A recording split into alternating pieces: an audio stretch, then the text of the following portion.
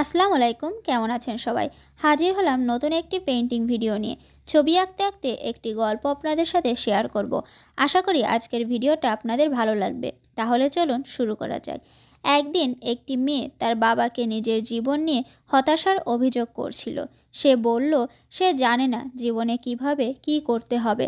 লড়তে লড়তে সে ক্লান্ত। একটা সমস্যা শেষ হতে না হতে আরেকটা সমস্যা হাজির হয়। মেয়েটির বাবা পেশায় একজন রন্ধনশিল্পী। মেয়ের হতাশার কথা শুনে তিনি মেয়েকে রান্নাঘরে ডেকে আনলেন। তারপর 3টি পাত্রে পানি ভর্তি করে আগুনের উপর বসিয়ে দিলেন। যখন পাত্র 3টিতে বলক আসলো তখন তিনি একটিতে আলু, একটিতে ডিম আর অন্যটিতে কফি বিন ঢেলে দিলেন এবং আরও কিছুক্ষণ সেগুলো সেদ্ধ করলেন। এ সময় সে মেয়ের সাথে কোনো ধরনের কথা বললেন না।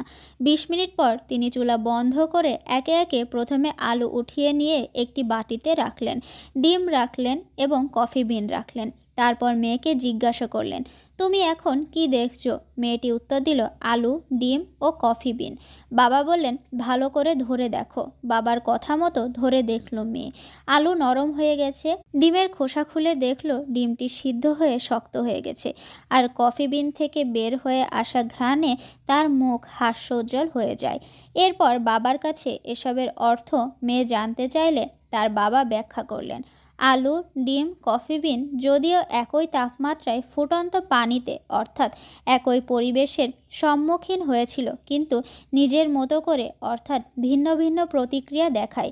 শক্ত আলু নরম হয়ে যায়, পাতলা আবরণে সুরক্ষিত নরম ডিম শক্ত হয়ে যায়, আর কফি বিনগুলো ছিল সম্পূর্ণ অন্যরকম। ফুটন্ত পানিতে এরা নিজেদের মেলে ধরে পানিটিকেই পরিবর্তন করে ফেলে, নতুন এক জিনিস সৃষ্টি করে। এবার মেয়ের কাছে বাবা জানতে চাইলেন, তুমি কোনটা? প্রতিকূল পরিবেশ যখন তোমার দুয়ারে কড়া নাড়বে তখন তুমি কিসের মতো প্রতিক্রিয়া দেখাবে? এই বিষয়টা মেয়েকে ভাবায়। এই গল্পটা থেকে শেখা যায়, প্রতিকূল পরিবেশে নিজেকে শক্ত করতে হবে। পরিবেশ বুঝে নিজেকে উপস্থাপন করতে হবে। কখন নিজেকে কিভাবে উপস্থাপন করবেন সেটা নির্ভর করে আপনি কোন পরিবেশে আছেন। কখনো জীবন নিয়ে অভিযোগ করা যাবে না। জীবন আমাদের সুযোগ দেয়, সেই সুযোগটা বুঝে আমাদের কাজে লাগাতে হবে। পরিবেশ কখনো আমাদের সাথে মানিয়ে চলবে না, আমাদেরকে পরিবেশের সাথে মানিয়ে চলতে হবে। পরিবেশের সাথে তাল মিলিয়ে চললে জীবন সুন্দর হয়ে উঠবে। পরিবেশের সাথে তাল মিলিয়ে চলতে পারলে জীবন সুন্দর ও সুখী হবে। জীবন একটা যুদ্ধক্ষেত্র মাত্র, আর এই যুদ্ধ আজীবন লড়ে যেতে হবে। জীবন আপনাকে মাত্র সুযোগই দিবে, আর সেই সুযোগটা কাজে লাগিয়ে জীবনটা সুন্দর করে নেওয়ার দায়িত্ব আপনারই। কথা বলতে বলতে আমার আজকের পেইন্টিংটাও প্রায় শেষের পথে। আপনাদের কাছে আজকের ছবিটা কেমন লাগলো অবশ্যই কমেন্টের মাধ্যমে জানাবেন।